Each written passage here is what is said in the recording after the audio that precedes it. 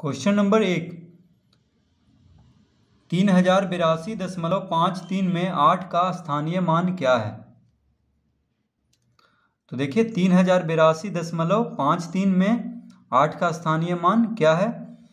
तो दशमलव के बायां तरफ है, देखिए 8 यानी इकाई दहाई पे है। दशमलव के बायां तरफ वाले अंक संख्या को देखिए इकाई दहाई सैकड़ा हजार इस तरह गिनते हैं, और दशमलव के दाएं तरफ वाले संख्या को दशांश शतांश इस तरह पढ़ते हैं। तो देखिए 5 है दशांश पे,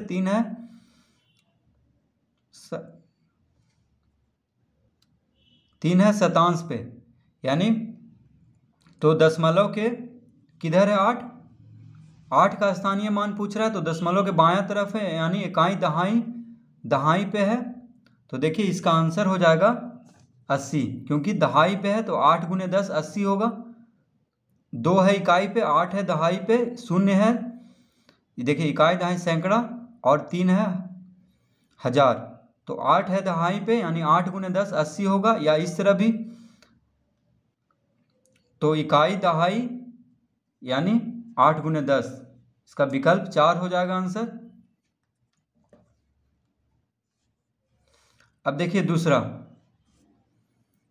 27,307 में आए दोनों 7 के स्थानीय मानों का अंतर क्या है। तो 27,307 में आए दोनों 7 के स्थानीय मानों का अंतर पूछ रहा है। तो देखिए इसमें 2 7 है, दोनों 7 के स्थानीय मान। तो देखिए पहला 7 है इकाई पे और दूसरा 7 है इकाई दहाई सैकड़ा हजार पे। तो देखिए बड़ा कौन है, यानी 7000 हो जाएगा एक का स्थानीय मान, क्योंकि हजार पे है। देखिए इकाई दहाई सैकड़ा हजार, तो 7 गुने हजार 7000 हो गया इस 7 का स्थानीय मान जो हजार पे है, और एक 7 है इकाई पे। तो 7 गुने 1 इकाई मतलब 1, तो 7 गुने 1 7 ही हो जाएगा इसका स्थानीय मान। तो घटा देंगे, अंतर पूछ रहा है। तो देखिए 7000 में से 7 घटा देंगे, कितना आएगा, 10 में 7 गया 3, 9 ये हो गया 6993, यानी विकल्प पहला इसका आंसर हो जाएगा 6993। अब देखिए तीसरा, 4 अंकों की सबसे बड़ी संख्या और 5 अंकों की सबसे छोटी संख्या का अंतर। तो 4 अंकों की सबसे बड़ी संख्या कितना होता है, देखिए 4 अंकों की सबसे बड़ी संख्या 4 ठो 9, और 5 अंकों की सबसे छोटी संख्या, तो 5 अंकों की सबसे छोटी संख्या कितना हो जाएगा, 1 पे 4 शून्य। ठीक है, क्या कह रहा है कि अंतर, तो घटा देंगे हम। देखिए 5 अंकों की सबसे छोटी संख्या बड़ा होगा 4 अंकों की सबसे बड़ी संख्या से, तो हम 5 अंकों की सबसे छोटी संख्या को ऊपर रखेंगे और 4 अंकों की सबसे छोटी संख्या नीचे, यानी घटा देंगे। ठीक है, तो 10 में से 9 गया 1, अंतर पूछ रहा है, तो हम 5 अंकों की सबसे छोटी संख्या से 4 अंकों की सबसे बड़ी संख्या को हम घटा देंगे। तो 10 में से 9 गया 1, 9 में से 9 गया 0, 9 में से 9 गया 0, 9 में से 9 गया 0, और ये पैंचा दिया, तो इसका आंसर क्या हो जाएगा, विकल्प पहला, यानी 1 आ जाएगा आंसर। देखिए ये इसको पैंचा दिया तो ये भी 0 हो जाएगा 1, यानी सिर्फ 1 बचेगा। 10 में से 9 गया 1, बाकी सब देखिए 0 हो गया है, तो 1 इसका आंसर होगा, यानी विकल्प 1 में 1 है, तो विकल्प 1 इसका आंसर हो जाएगा। क्वेश्चन नंबर 4, यदि संख्या, देखिए कितना संख्या है यहाँ पे, 3 4, फिर खाली स्थान है, इसमें देखिए भरना है अंक को, फिर 2 4 है, संख्या 9 से विभाजित है हो तो रिक्त स्थान का अंक है, यानी देखिए जो डब्बा जैसा दिया हो उसमें भरना है। तो पहले 9 से विभाजित होने का सूत्र क्या है, देखिए हम सबको जोड़ के देखेंगे अंक, इसमें इस संख्या में जितना भी अंक है उसको जोड़ करके देखेंगे तो कितना आता है। अगर जितना जोड़ के आए वो 9 से अगर विभाजित हो जाएगा तो पूरा संख्या क्या होगा, 9 से विभाजित। तो देखिए 3 और 4 को जोड़ेंगे 7, फिर 2 को जोड़ेंगे 7 2 9, 9 4 13। तो देखिए 13 आ रहा है, 13 तो 9 से विभाजित नहीं है, तो 13 के नज़दीक कौन विभाजित है 9 से, 18। तो 13 में कितना जुड़ेगा, तो 18 आएगा 5, यानी यहाँ पे क्या भरा आएगा, देखिए इस डब्बा में 5, तो विकल्प 3 इसका आंसर हो जाएगा। तो विकल्प 3 में हम टिक लगाएंगे। ठीक है, बस हमें यह याद रखना है कि 9 से विभाजिता का सूत्र है कि अंकों को जोड़ करके देखना, अगर अंकों का जोड़ 9 से विभाज्य हो जाए तो पूरा संख्या क्या होगा, 9 से विभाज्य। तो यहाँ पे जोड़ करके हम देखें कितना आया 13, तो 13 में 5 जोड़ेंगे तो 18 आ जाएगा, यानी यहाँ पे 5 अगर रख दें तो ये संख्या क्या हो जाएगा, तो कितना फिर ये संख्या बन जाएगा, देखिए 5 रखने पे 34,524, यानी अब ये संख्या 9 से विभाजित होगा। कैसे, देखिए अब इसको जोड़ करके देखते हैं। 4 2 6, 6 5 11, 11 4 15, 15 3 18, 18 आ रहा है जोड़ के, तो ये विभाजित होगा 9 से। ठीक है, अब देखिए क्वेश्चन नंबर 5, यदि जब 56,800 को 800 से विभाजित किया जाता है तो भागफल है। अब देखिए 56,800 को 800 से, तो देखिए सिंपल है, 2 शून्य से 2 शून्य खत्म हो गया, भागा हो रहा है, और 8 7 56, फिर 1 बचा तो एक से लगेगा 8, यानी इसका विकल्प दूसरा आंसर होगा। देखिए किस तरह से, 56, देखिए यहाँ पे हम बता देते हैं, 56,800 भागा कितना कह रहा है, 800, तो देखिए नीचे 800 है, यानी भागा में तो इस तरह हम बटा में लिख लेंगे, 2 शून्य से 2 शून्य कट गया, देखिए 8 7 56, 8 से अगर भागा देंगे तो 8 7 56, फिर 8 बचा तो 1, 71 आ गया। तो इसका आंसर कितना हो जाएगा, 71। क्वेश्चन नंबर 6 देखिए, 80 का अभाज्य गुणनखंड है। तो 80 का अभाज्य गुणनखंड, देखिए यहाँ पे सब अभाज्य संख्या दिया हुआ है, 2 भी अभाज्य संख्या है, 5 भी है। पहला विकल्प में गुना करके देखते हैं, तो 2 दूनी 4, 4 दूनी 8, 8 दूनी 16, 16 85, यानी विकल्प पहला आंसर हो जाएगा। देखिए क्योंकि विकल्प पहला में ही 80 आ गया है। दूसरा में देखिए 2 दूनी 4, 4 दूनी 8, 8 25 40, 40 25 200 हो जा रहा है, तो ये नहीं होगा, 3 भी नहीं होगा, 4 भी नहीं होगा, यानी विकल्प पहला इसका आंसर होगा। 80 का अभाज्य गुणनखंड क्या होगा, 2 गुने 2 गुने 2 गुने 2 गुने 5। अब देखिए क्वेश्चन नंबर 7, 4 अंकों की अधिकतम संख्या क्या होगी जो 91 से पूर्णतः विभाजित हो। तो क्वेश्चन नंबर 7 में देखिए कह रहा है 4 अंकों की अधिकतम संख्या क्या होगी। तो 4 अंकों की सबसे बड़ी संख्या क्या होता है, देखिए 4 तो 9, इसको हम भाग देंगे किससे, 91 से। तो हमसे यही पूछ रहा है कि 4 अंकों की अधिकतम संख्या क्या होगी जो 91 से पूर्णतः विभाजित हो। तो 4 अंकों की बड़ी संख्या को हम पहले विभाजित करके देखेंगे कि होता है कि नहीं। तो देखिए एक बार में लगाएंगे, तो 9 में से आ गया 1 गया 8। अब देखिए 89 उतरा, तो 89 तो 91 से लगेगा नहीं क्योंकि छोटा है, अब 9 उतारेंगे, तो देखिए 899 आ गया। तो देखिए 91 नमा कितना होता है, देखिए हम इधर 91 नमा 9 का 9, 9 दून 9 नमा 81, तो 819, यानी 9 बार में लगा के देखते हैं, तो 9 गुने 1 9, 9 नमा 81, घटाएंगे तो कितना आ गया, देखिए 9 में से 9 गया 0, 9 में से 1 गया 8, 80।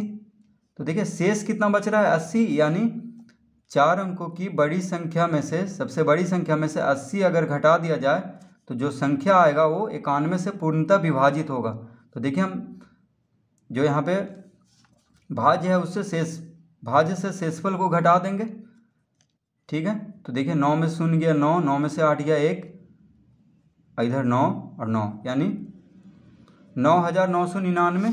तो इसका आंसर कौन हो जाएगा, देखिए क्वेश्चन नंबर 7 में 9,919 आया था, देखिए 9,919, तो विकल्प 3 इसका आंसर होगा। देखिए अगर शेषफल 0 होगा तभी पूर्णतः विभाजित होता है संख्या। जैसे मान लीजिए 3 से 6 में 3 दूनी 6, तो शेषफल क्या आ रहा है 0, तभी देखिए 6 विभाजित है 3 से। तो उसी तरह शेषफल 0 करने के लिए क्या करना होगा, हमें घटा देना होगा जो भाज्य है। ठीक है, जिसको हम भाग दे रहे हैं उससे घटा देना होगा शेषफल, तभी 0 आएगा शेषफल। यानी अब 9,999 91 से पूर्णतः विभाजित होगा, और सबसे बड़ी संख्या भी है 4 अंकों की। तो 9,919 इसका आंसर हो जाएगा। बस हमें क्या करना है, 91 से 4 अंकों की सबसे बड़ी संख्या को भाग देना है, और जो शेषफल आएगा वो 4 अंकों की सबसे बड़ी संख्या में से घटा देना है। ठीक है, जैसे यहाँ पे हम किए हैं। तो इसका आंसर कौन हो जाएगा, विकल्प 3। अब देखिए क्वेश्चन नंबर 8, 5 अंकों की वह बड़ी से बड़ी संख्या बताएं जो 277 से पूर्णतः विभाजित हो। तो क्वेश्चन नंबर 8 में कह रहा है कि 5 अंकों की वह बड़ी से बड़ी संख्या बताएं जो 277 से पूर्णतः विभाजित हो। देखिए 5 अंकों की बड़ी संख्या क्या होता है, 5 ठो 9 लिख लेंगे तो 5 अंकों की बड़ी संख्या हो गया, और किससे विभाजित हो, तो 277 से। तो देखिए हम पहले भाग दे के देखेंगे, अगर शेषफल 0 आ गया तो आंसर आ जाएगा। अगर नहीं आया तो फिर हम भाज्य से घटा देंगे तो वही संख्या हो जाएगा। तो देखिए 277 से हमें भाग देना है 5 अंकों की बड़ी से बड़ी संख्या को। तो कितना बार में लगेगा, देखिए 277 से हमें 999 लगाना है। तो देखिए मान लीजिए यहाँ पे 200 है तो 200 चौक के 800 होता है, 200 पचे 1000, तो 8 से तो लगेगा, 4 से तो लगेगा नहीं क्योंकि यहाँ 77 है। ठीक है, तो 3 से देखते हैं लगा के। तो देखिए यहाँ पे 3 लिखेंगे हम, तो 7 या 21, हाथ में रहा 2, 7 या 21 2, 23, हाथ में रहा 2, 3 दूनी 6 2 8, यानी 831। देखिए 831 से ज़्यादा दूर नहीं है, 999 से ज़्यादा छोटा नहीं है 831, तो लग जाएगा। देखिए 9 में से 1 गया 8, 9 में से 3 गया 6, और 9 में से 8 गया 1। अब हम यहाँ पे 9 को यहाँ पे देखिए उतारते हैं, ये 9 को, तो 9 लिखेंगे। माफ़ कीजिएगा, यहाँ पे 9 नहीं लिखेंगे, यहाँ तो देखिए यहाँ पे 9 उतारेंगे। ठीक है, तो अब आ गया 1689।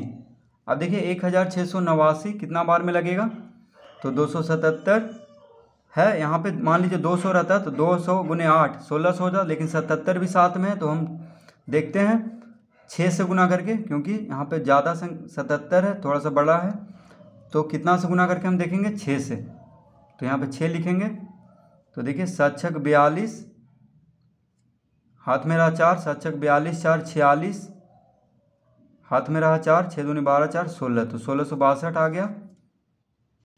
अब घटाएंगे इसको, तो 9 में से 2 गया 7, 8 में से 6 गया 2, ये देखिए 0 हो गया, तो कितना आया 27, फिर 9, 279 आ गया। अब 289 आ गया, 277 है तो एक बार में लगेगा, तो यहाँ पे लिखेंगे 277। तो 9 में से 7 गया 2, देखिए शेषफल कितना आया 2, तो अगर शेषफल 2 आ रहा है तो 2 हम घटा देंगे तो जो संख्या आएगा वह 277 से पूर्णतः विभाजित होगा। तो देखिए 5 अंकों की सबसे बड़ी संख्या में से कितना घटा देंगे हम 2, तो 9 में से 2 गया 7, 9 9 9 9, तो ये आंसर हो जाएगा। देखिए विकल्प पहला इसका आंसर होगा। ठीक है, तो अगर हम 2 देखिए शेषफल 2 आ रहा है तो शेषफल अगर भाज्य में से घटा दें, यानी 5 अंकों की बड़ी संख्या में से हम शेषफल 2 घटा दें, तो जो संख्या आया है कितना आया है देखिए 99,997 क्या होगा 277 से पूर्णतः विभाजित होगा। तो यानी इसका आंसर हो जाएगा देखिए 99,997, यानी विकल्प पहला। अब देखिए क्वेश्चन नंबर 9 में संख्या 24 और 18 में उभयनिष्ठ गुणनखंडों की संख्या है। तो क्वेश्चन नंबर 9 में देखिए 24 और 18 में उभयनिष्ठ गुणनखंडों की संख्या, यानी 24 और 18 देखिए कौन कौन से कटता है, तो देखिए 24 किस किस से कटता है और 18, 24 कटता है 1 से 2 से 3 से 4 से 6 से 8 से 12 से और 24 से। ठीक है, और 18 देखिए किस किस से कटता है, तो 1 2 3 4 से नहीं कटता है, 6 से कटता है। ठीक है, फिर 9 से कटता है, फिर 18 से।